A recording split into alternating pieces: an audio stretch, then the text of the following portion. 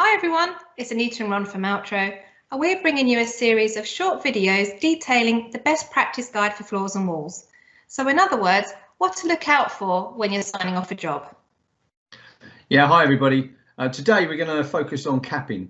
We're going to look at the visual appearance on how it should look on both the internal and the external corners. Okay Ron, so what are we looking at here? I can see that there's a red cross, so presumably this shows bad capping. Yeah, as you can see, we're looking at an uneven cap here. And why is this bad? Well, the reason it's bad is not only that it's aesthetically not pleasing, but it's because there are gaps. So there's a potential for water and dirt ingress leading to a system failure. Yeah, I can see that, Ron. So let's have a look at what a good job would look like. Can you explain how this shows best practice? Sure. I mean, the reason is that it's good because it's straight. It's a level cap, plus there are no gaps for water or dirt to get in. Yeah, that's great. You can definitely see visually that's an improvement on the last one for sure. So let's have a look at the two side by side to compare them. Right, so you can clearly see the image on the right shows a straight level cap, which looks great, and there are no gaps for water or dirt to get in it. So let's now take a look at capping on an internal and external corner. What are we looking at here, Ron, with this bad example? Well, let's start with the internal corner first. The corner's been mitered and there's gaps in the capping that can be seen, which allows for moisture ingress, and overall it looks really poor.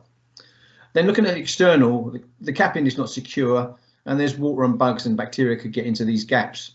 And it could also be prone to sort of damage from passing foot traffic and wheel traffic.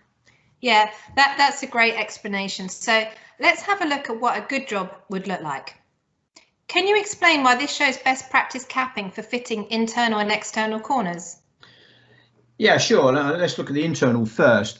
By cutting the capping and pushing it into the corner, it creates a much better seal, making moisture ingress less likely, and it looks much better. And then taking a look at the external corner, by taking a piece of capping around and wrapping it around the corner, it creates a continual capping seal with no gaps.